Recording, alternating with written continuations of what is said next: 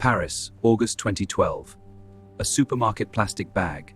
Inside, 355,000 euros, in notes of 100, 50 and 20. The woman carrying it believes it is her own money.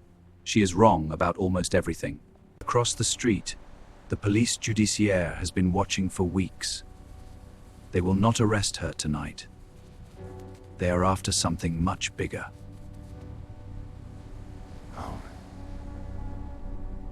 This is not a story about drugs. It is a story about respectability.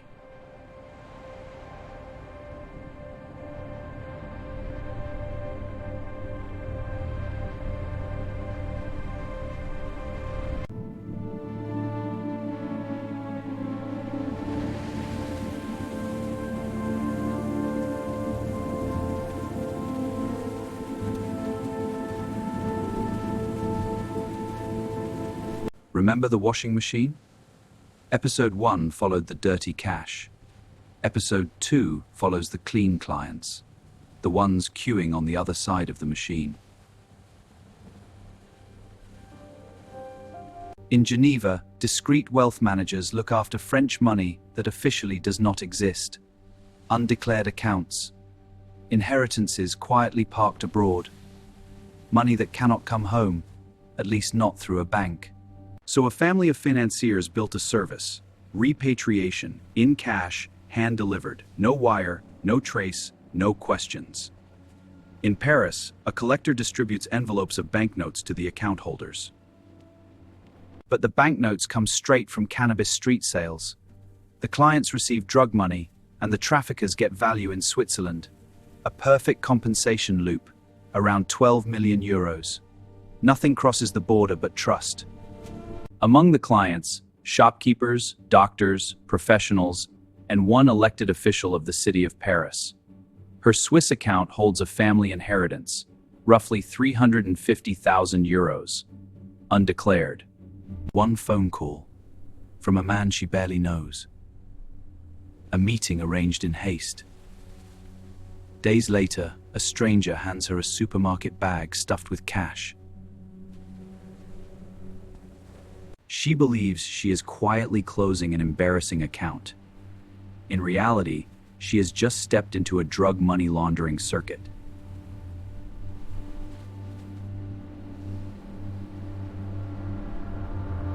The trap is already closing. That's the Calancier. With Marco's bag, log it, everything.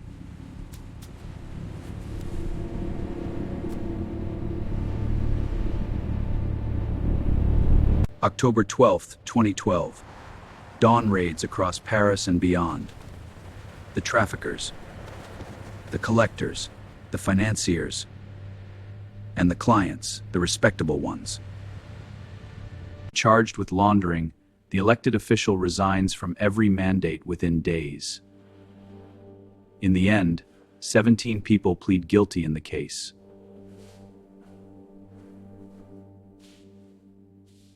The operation proved the point. The machine needs clean hands. Take away the clients, and the laundry closes.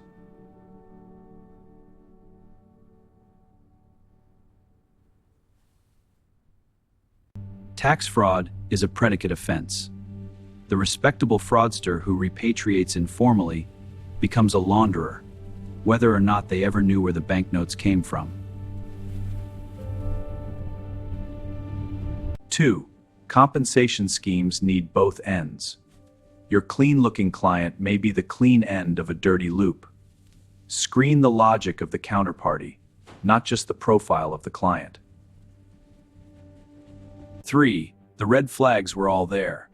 Hand-delivered cash, urgency, an intermediary with no economic rationale, amounts wildly inconsistent with any documented transaction.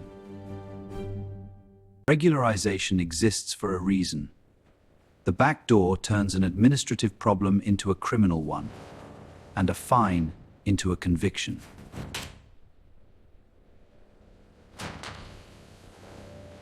This closed one of the biggest laundering cases France had ever seen. But the machine never really stops.